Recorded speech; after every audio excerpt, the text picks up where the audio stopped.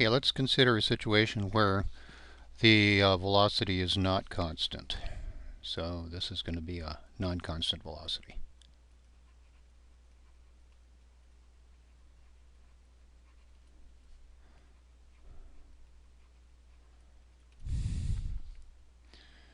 Alright, so let's say the scenario is I have my x-axis in this direction,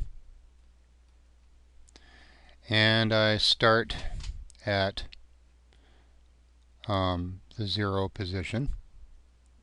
Let's say I start here at time t is equal to 0 seconds, and I begin driving in the positive x direction in such a way that my speed, my velocity to the right, continuously increases. I can tell this by looking at my speedometer, and my speedometer is only telling me how fast I go, but I'm going to the right, and so it's going to be a positive velocity. And so the tabular data associated with this would be something like this: t in seconds, v instantaneous, so I'll do a little inst there, and this is going to be in meters per second. And so at time 0, I would be going 0 meters per second. Let's say at time 1, I will be going at 1 meter per second. At time 2, I will be going at 2 meters per second. Time 3, I will be going at 3 meters per second, like this. And so if I plot my instantaneous velocity as a function of time,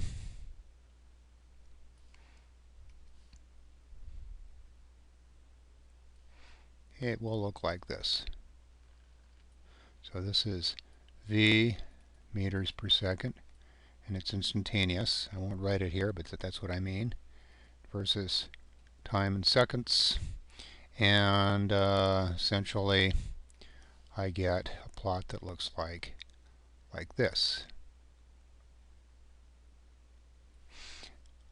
where each one of these is 1 second, 1, 2, 3, 4, 5, and each one of these is 1 meter per second.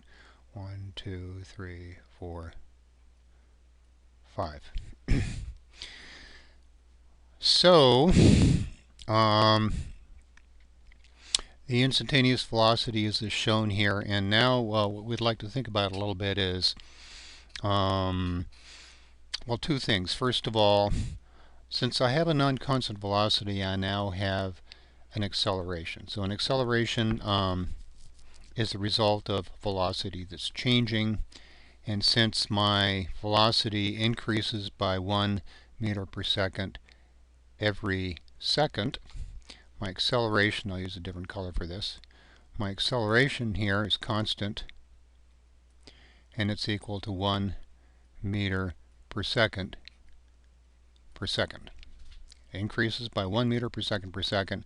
That's usually written as 1 meter per second squared.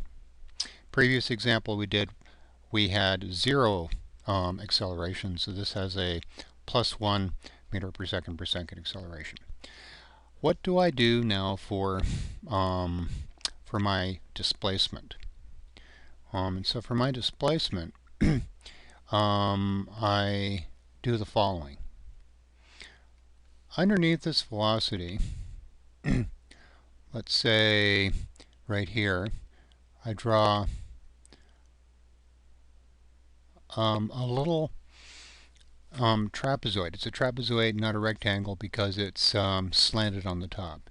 And it goes from a position t on time to a position t plus delta t. And I can make delta t as small as I want. And so the area of this little sliver right here, so I'm going to shade it in here. The area of this little sliver is essentially delta t times whatever the v value is at the top here. It's a very good approximation. And that assumes it is a rectangle, and I can ignore the fact that it's slanted on the top. But that's a good approximation if this is narrow, which I can do by making the delta t small. So this right here represents the area of this rectangle. But we know that v is equal to delta x over delta t. And what I've just written down here, v times delta t, the area of this, therefore, represents the displacement during this time interval. And so that means that if I add all of these little displacements up from time 0, say, to whatever time I want, time t, I'm going to, so let me sketch where I'm going with this argument here.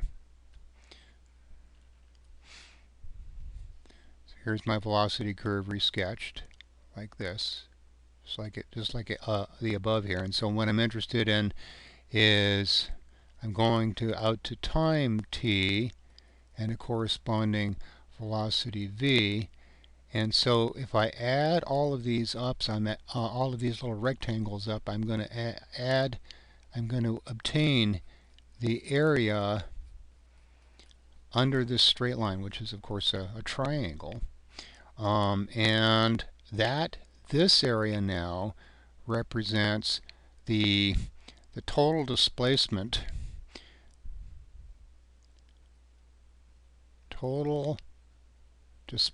I'm adding all the delta x's up, from time 0 seconds to time t seconds.